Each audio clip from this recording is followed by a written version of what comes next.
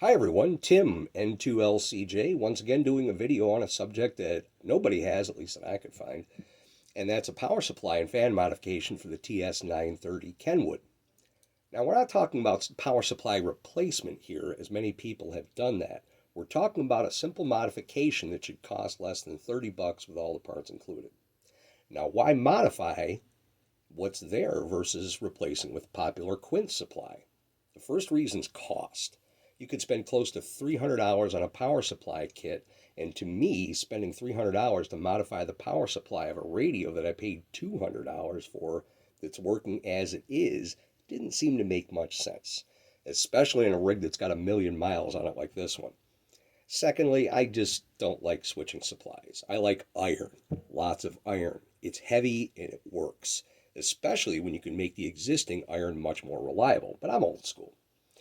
Now, I'm not going to get into why they fail or what happens when they fail. Chances are all the searching you've already done has given you that info. So let's focus on what I did. There's a lot of different ways to do this, but this is mine and it works. The research I did led me to some brilliant posts on QRZ by Roger G3YRO.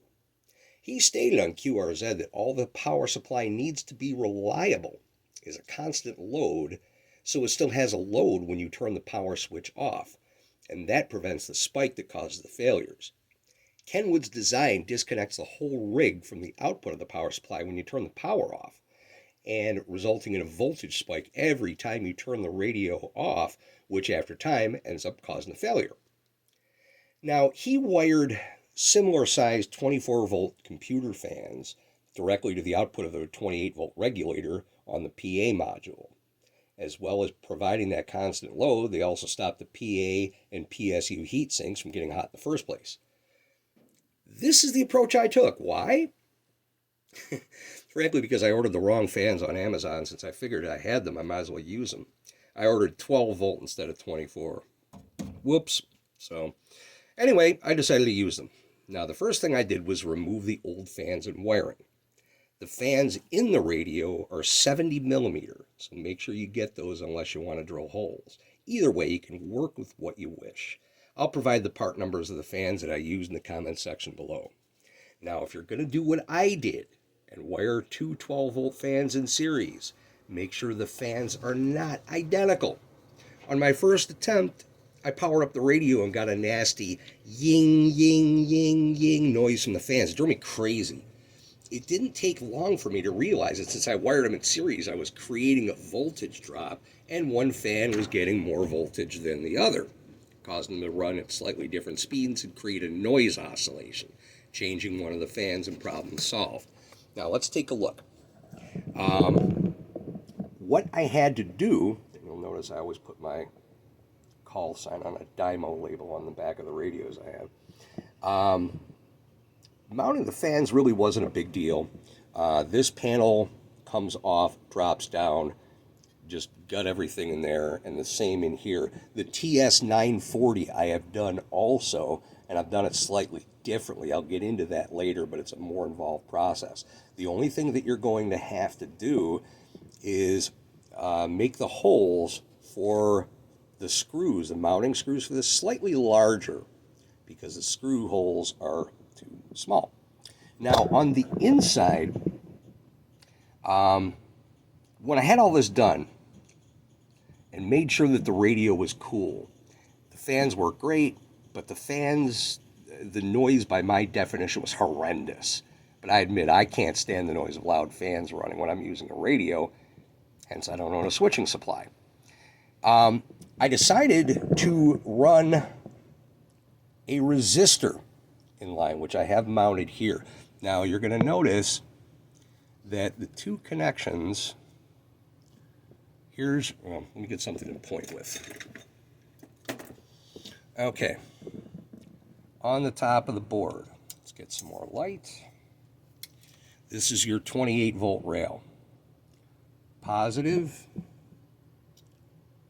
negative, ignore the wire color.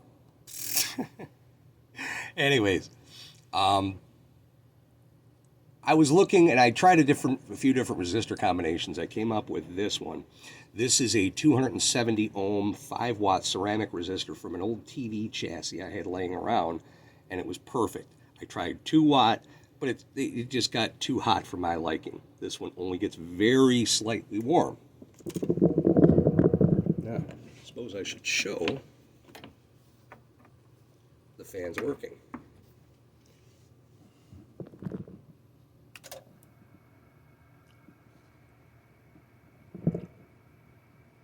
It keeps the radio nice and cool. The top only gets very slightly warm.